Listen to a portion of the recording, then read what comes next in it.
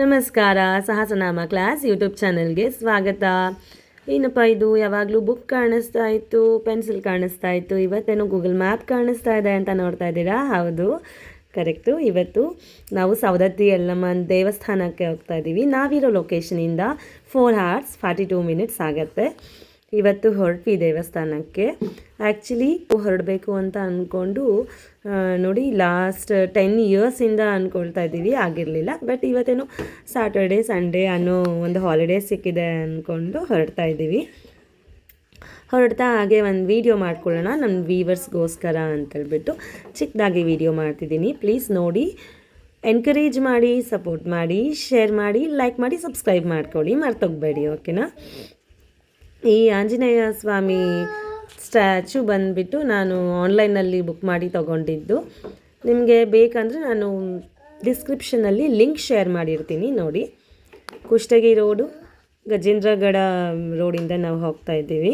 ಇಲ್ಲಿಂದ 2 hours 48 minutes ಆಗುತ್ತೆ. ನೋಡಿ ಆಂಜನೇಯ ಸ್ವಾಮಿದು ಸ್ಟ್ಯಾಚು ಹೇಗಿದೆ ಅಂತ ಕಮೆಂಟ್ ಮಾಡಿ, ಮರ್ತೋಗಬೇಡಿ. ಒಳ್ಳೆ ಮೆಲೋಡಿ ಸಾಂಗ್ಸ್ ಜೊತೆ ನಮ್ಮ ಜರ್ನಿನ ಸ್ಟಾರ್ಟ್ ಮಾಡಿದ್ವಿ. ಒಳ್ಳೆ ಮೆಲೋಡಿ ಸಾಂಗ್ಸ್ ಇದ್ಬಿಟ್ರೆ ಅಂತೂ ನಿಜವಾಗ್ಲೂ ದಾರಿ ಸಾಗೋದೇ ಗೊತ್ತಾಗಲ್ಲ. ನಿಮಗೂ ಹೀಗೆ ಅನಿಸುತ್ತಾ? ಕಮೆಂಟ್ ಮಾಡಿ. ಹಾಗಿದ್ರೆ ಹೀಗೆ ನಮ್ಮ ಜರ್ನಿನ ಸ್ಟಾರ್ಟ್ ಮಾಡಿದ್ವಿ.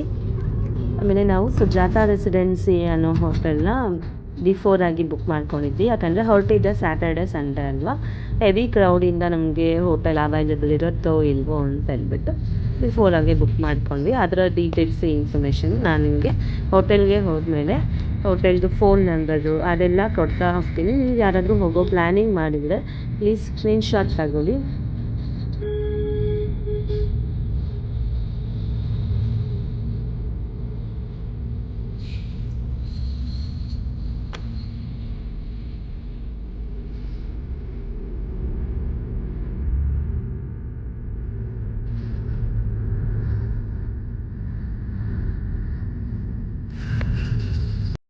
ಫೈನಲಿ ನಾವು ಸುಜಾತ ರೆಸಿಡೆನ್ಸಿಗೆ ಬನ್ನಿ ಹೋಟೆಲ್ ಹೇಗಿದೆ ಅಂತ ತೋರಿಸ್ತೀನಿ ನೋಡಿ. ಹೋಟೆಲ್ ಓಕೆ, ಕ್ಲೀನ್ನೆಸ್ ಆಗಿ ಮೇಂಟೈನ್ ಮಾಡಿದ್ದಾರೆ. ಹಾಗೆ ಕೇರಿಂಗ್ ಕೂಡ ಓಕೆ. ಅವರೇ ಬಂದು ಲಗೇಜ್ ಎಲ್ಲ ತೊಗೊಂಡು ರೂಮ್ನೆಲ್ಲ ತೋರಿಸ್ಕೊಟ್ರು. ನಿಮಗೆ ಹೋಟೆಲ್ ಇನ್ಫಾರ್ಮೇಷನ್ ಬೇಕಂದರೆ ಪ್ಲೀಸ್ ಸ್ಕ್ರೀನ್ಶಾಟ್ ತೊಗೊಳ್ಳಿ. ಕಾಂಟ್ಯಾಕ್ಟ್ ನಂಬರ್ಸ್ ಎಲ್ಲ ಇದೆ. ಬನ್ನಿ ಈಗ ರೂಮ್ ತೋರಿಸ್ತೀನಿ ನೋಡಿ. ಎಷ್ಟು ಕ್ಲೀನಾಗಿ ಮೇಂಟೈನ್ ಮಾಡಿದ್ದಾರೆ ಅಲ್ವಾ?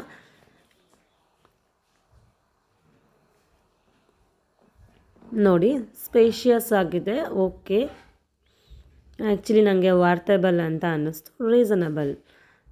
ರೂಮ್ ಕಾಸ್ಟ್ ಬಂದುಬಿಟ್ಟು 1200 rupees. ನಾವು ತೊಗೊಂಡಿದ್ದು ನಾನ್ AC.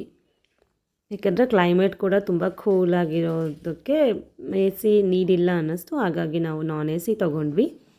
ನೋಡಿ ರೂಮ್ ಓಕೆ. 1 day ಸ್ಟೇ ಮಾಡೋಕ್ಕೆ ನೋ ಪ್ರಾಬ್ಲಮ್. 1 dayಗೆ ಸ್ಟೇ ಆಗ್ಬೋದು, ಸಫಿಷಿಯಂಟ್ ಅಂತ ಅನ್ನಿಸ್ತು. ಬಾತ್ರೂಮ್ ಎಲ್ಲ ಓಕೆ, ನೀಟಾಗೆ ಮೇಂಟೈನ್ ಮಾಡಿದ್ದಾರೆ. ಹಾಗೆ TV ಯೂನಿಟ್. ಆಮೇಲೆ ಸ್ವಲ್ಪ ನಮಗೆ ಬಟ್ಟೆಗಳೇನಾದರೂ ಇಟ್ಕೊಳ್ಳೋಕ್ಕೆ ಅಂತ ವಾರ್ಡ್ರೋಬ್ ಥರ ಮಾಡಿಬಿಟ್ಟು ಹಾಗೆ ಗಾಡ್ರೇಜ್ ಥರ ಕೂಡ ಕೊಟ್ಟಿದ್ದಾರೆ. ಅಂತ ಕೀ ಎಲ್ಲ ಇದೆ. ನಮ್ಮದೇನಾದ್ರು ಸ್ಪೇಷಿಯಸ್ ಥಿಂಗ್ಸ್ ಇದ್ದರೆ ಇಟ್ಕೊಳ್ಳೋಕ್ಕೆ ಅಂತೇಳ್ಬಿಟ್ಟು ಈ ಥರ ಮಾಡಿದ್ದಾರೆ.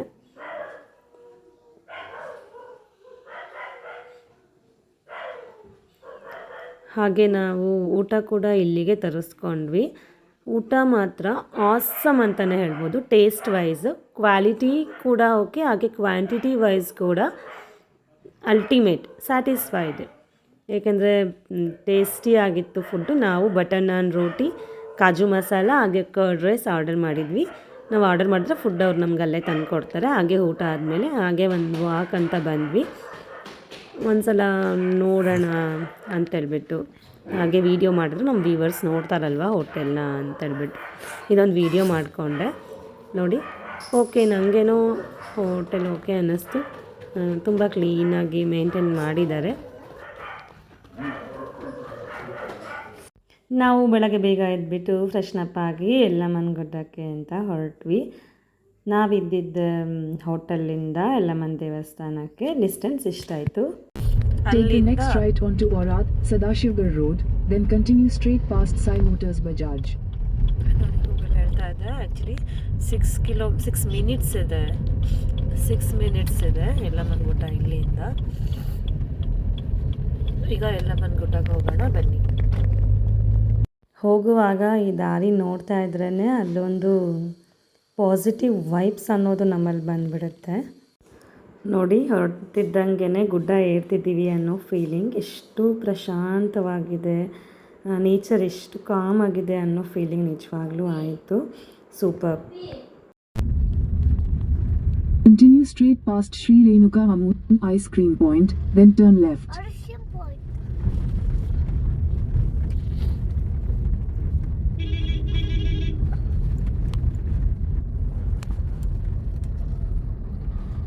ಕೊನೆಗೆ ನಾವು ದೇವಸ್ಥಾನ ಹತ್ರ ಬಂದು ತಲುಪಿದ್ವಿ. ಪಾರ್ಕಿಂಗ್ ಎಲ್ಲಿದೆ ಅಂತೇಳ್ಬಿಟ್ಟು ಸರ್ಚ್ ಮಾಡಿ ನಮ್ಮ ಮನೆಯವರು ವೆಹಿಕಲ್ ನಿಲ್ಲಿಸ್ಬಿಡ್ತೀನಿ ಅಂತ ಹೋದರು. ಆಗ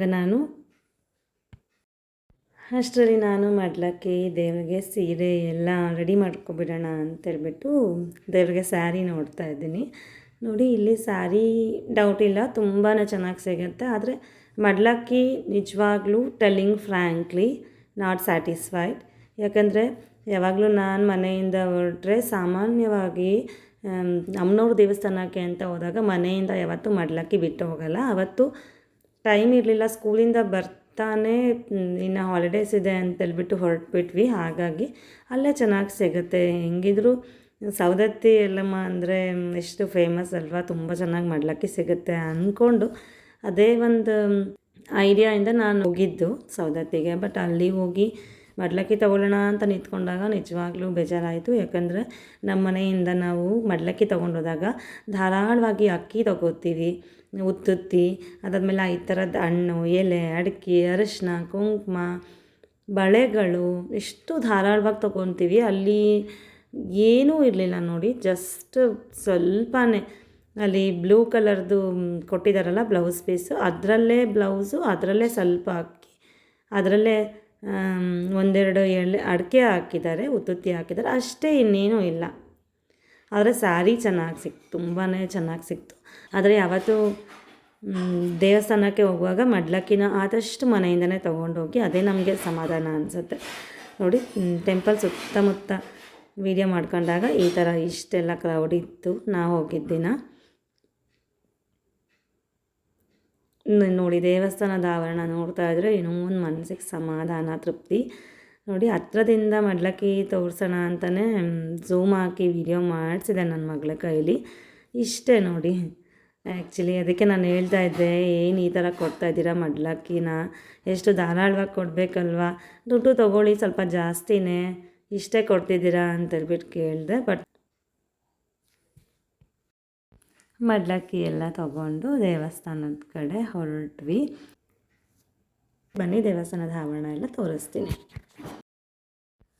ನೋಡಿ ನಾವು ದೇವಸ್ಥಾನದೊಳಗೆ ಎಂಟರ್ ಆಗಿದ ತಕ್ಷಣ ಏನಾದ್ರು ಟಿಕೆಟ್ ತೊಗೊಳ್ಳೋಣವಾ ಅಂದರೆ ಸ್ಪೀಡ್ ದರ್ಶನಕ್ಕೆ ಬೇಗ ದರ್ಶನ ಆಗಿಬಿಡುತ್ತೆ, ಬೇಗ ಹೊರಗೆ ಬರ್ತೀವಿ, ಏನಾದ್ರು ಟಿಕೆಟ್ ತೊಗೊಂಡು ಹೋಗೋಣವಾ ಅಂತ ನೋಡಿದ್ವಿ. ಬಟ್ ನಾವು ಹೋದಾಗ ಅಷ್ಟೊಂದು ಕ್ರೌಡ್ ಇರಲಿಲ್ಲ, ಎಲ್ಲ ಖಾಲಿನೇ ಇತ್ತು. ಹಾಗಾಗಿ ಬೇಡ, ಸಾಮಾನ್ಯವಾಗಿ ಸರ್ವದರ್ಶನಕ್ಕೆ ಹೋಗೋಣ ಅಂತೇಳ್ಬಿಟ್ಟು ನಾವು ಸರ್ವದರ್ಶನದಲ್ಲೇ ಬಂದ್ವಿ. ನೋಡಿ ಎಲ್ಲ ಖಾಲಿನೇ ಇದೆ, ಆರಾಮವಾಗಿ ಬೇಗನೆ ದರ್ಶನ ಆಯಿತು. ನಮಗೆ ಹಾಫ್ ಆನ್ ಅವರಲ್ಲಿ ದರ್ಶನ ಆಯಿತು. ನಾವು ಇನ್ನೂ ಬೇಗ ಆಗುತ್ತೆ ಅಂದ್ಕೊಂಡ್ವಿ, ಬಟ್ ಹಾಫ್ ಆನ್ ಅವರಲ್ಲಿ ದರ್ಶನ ಆಯಿತು. ಬೇಗ ದರ್ಶನ ಮುಗಿಸ್ಕೊಂಡು ಬಂದ್ವಿ. ನೋಡಿ ಖಾಲಿನೇ ಇದೆ. ದಕ್ಷಿಣ ಭಾರತದ ಪ್ರಸಿದ್ಧ ಧಾರ್ಮಿಕ ಕ್ಷೇತ್ರದಲ್ಲಿ ಒಂದಾಗಿರುವ ಈ ಕ್ಷೇತ್ರ ಯಲ್ಲಮ್ಮನ ಆಲಯ ಈ ಭಾಗದ ಶಕ್ತಿಪೀಠವಾಗಿದೆ. ಬೆಳಗಾವಿ ಜಿಲ್ಲೆಯ ಸವದತ್ತಿ ಯಲ್ಲಮ್ಮನ ಕ್ಷೇತ್ರಕ್ಕೆ ಸುಮಾರು 3000 ವರ್ಷಗಳ ಇತಿಹಾಸ ಇದೆ ಎಂದು ಪುರಾಣದಲ್ಲಿ ಉಲ್ಲೇಖಿಸಲಾಗಿದೆ. ಜಮದಗ್ನಿ ಮುನಿಯ ಪತ್ನಿ ರೇಣುಕಾತಾಯಿ ಈ ಯಲ್ಲಮ್ಮ. ಮಗನಿಗೆ ನೀಡಿದ ವಾಗ್ದಾನದಂತೆ ರೇಣುಕಾದೇವಿ ಯಲ್ಲಮ್ಮನಾಗಿ 7 ಕೊಳ್ಳದ ಸವದತ್ತಿಗೆ ಬಂದು ಪ್ರತಿಷ್ಠಾಪನೆಯಾದಳು ಎಂಬ ಇತಿಹಾಸವಿದೆ. ದೇವಸ್ಥಾನದ ಮೇಲೆ ಭಂಡಾರ ಎರಚುವುದು ಇಲ್ಲಿನ ಮುಖ್ಯ ಸೇವೆ ಅಂತಲೇ ಹೇಳಲಾಗುತ್ತೆ. ನೋಡಿ ಹೇಗೆಲ್ಲ ಸುತ್ತಲೂ ಭಂಡಾರ ಹೆಚ್ಚಿರೋ ಅಂಥದ್ದೇ ಗುರುತು ನೋಡಿ. ಭಂಡಾರ ಹೆಚ್ಚಿರೋದೆ ಸುತ್ತಮುತ್ತ ದೇವಸ್ಥಾನದ ಸುತ್ತಲೂ ಭಂಡಾರ. ಅಷ್ಟೇ ಯಾಕೆ, ನಾವು ದೇವಸ್ಥಾನದ ದರ್ಶನ ಮುಗಿಸ್ಕೊಂಡು ಹೊರಗಡೆ ಬರೋಷ್ಟರಲ್ಲಿ ನಾವು ನಮ್ಮ ತಲೆ ನಮ್ಮ ಮೈಯೆಲ್ಲ ಭಂಡಾರನೇ ಆಗಿರುತ್ತೆ. ಅಷ್ಟು ದೇವಿಗೆ ಭಂಡಾರ ಅಂದರೆ ಪ್ರಿಯವಾದದ್ದು ಅಂತ ಹೇಳ್ತಾರೆ ಈ ರೇಣುಕಾದೇವಿ ಎಲ್ಲಮ್ಮಂಗೆ.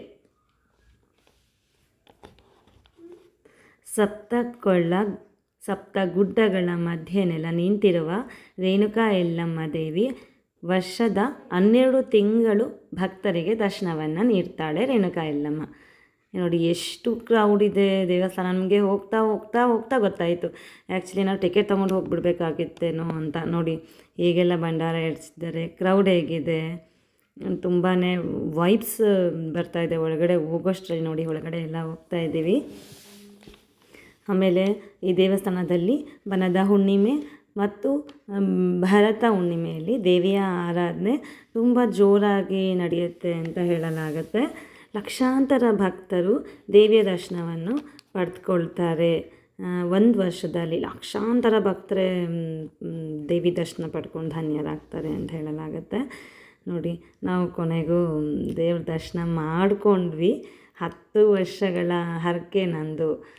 ಎಷ್ಟು ವರ್ಷದಿಂದ ಹೋಗಬೇಕಪ್ಪ ಕೊನೆಗೆ ನೆರವೇರಿತು. ಸ್ಯಾರಿ ತೊಗೊಂಡ್ರು ದೇವರಿಗೆ, ಅಲ್ಲಿಗೆ ಧನ್ಯ ತೃಪ್ತಿ. ನೋಡಿ ಪ್ರತಿ ವರ್ಷ 50ರಿಂದ 60 ಲಕ್ಷ ಭಕ್ತರು ದೇವಿ ದರ್ಶನ ಪಡ್ಕೊಳ್ತಾರೆ ಅಂತ ಹೇಳಲಾಗುತ್ತೆ. ಪ್ರತಿದಿನ ಬೆಳಗ್ಗೆ ದೇವಸ್ಥಾನ 4 ಗಂಟೆಗೆ ತೆರೆಯುತ್ತೆ. ಬೆಳಗಿನ ಅಭಿಷೇಕ ಪೂಜೆ ನಂತರ ಸಾರ್ವಜನಿಕರ ದರ್ಶನ ಪ್ರಾರಂಭ ಆಗುತ್ತೆ ಅಂತ ದೇವಸ್ಥಾನದ ವರದಿ. ಕೊನೆಗೆ ನಾವು ದೇವ್ರ ದರ್ಶನ ಮಾಡಿಕೊಂಡು ಹೊರಗಡೆ ಬಂದ್ವಿ. ನಾವು ದೇವಿ ದರ್ಶನ ಮುಗಿಸ್ಕೊಂಡು ಹಾಗೆ ದೇವಸ್ಥಾನದ ಆವರಣದಲ್ಲಿ ಒಂದು ಫೋಟೋ ತಗೊಳ್ಳೋಣ ಅಂತೇಳ್ಬಿಟ್ಟು ಒಂದು ಕ್ಲಿಕ್ ತಗೊಂಡ್ವಿ. ಇದು ನನ್ನ ಫ್ಯಾಮಿಲಿ ಪರಿಚಯ. ಇದರಲ್ಲಿರೋದು ನಾನು, ಹಸ್ಬೆಂಡ್, ಮಗ ಮತ್ತು ಮಗಳು. ಇದು ನನ್ನ ಫ್ಯಾಮಿಲಿ ಕಿರು ಪರಿಚಯ. ನೆಕ್ಸ್ಟ್ ದೇವಸ್ಥಾನದಿಂದ ಹಾಗೆ ಹೊರಗೆ ಬರ್ತಾ ಇದ್ದೀವಿ.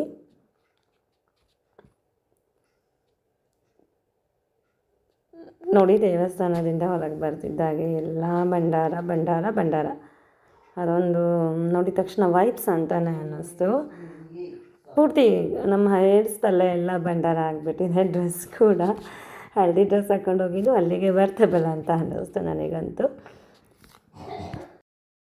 ಇನ್ನು ನಾವು ಹೊರಗೆ ಬರೋಷ್ಟರಲ್ಲಿ ಆಲ್ರೆಡಿ ಬಿಸಿಲು ಏರ್ಬಿಟ್ಟಿತ್ತು.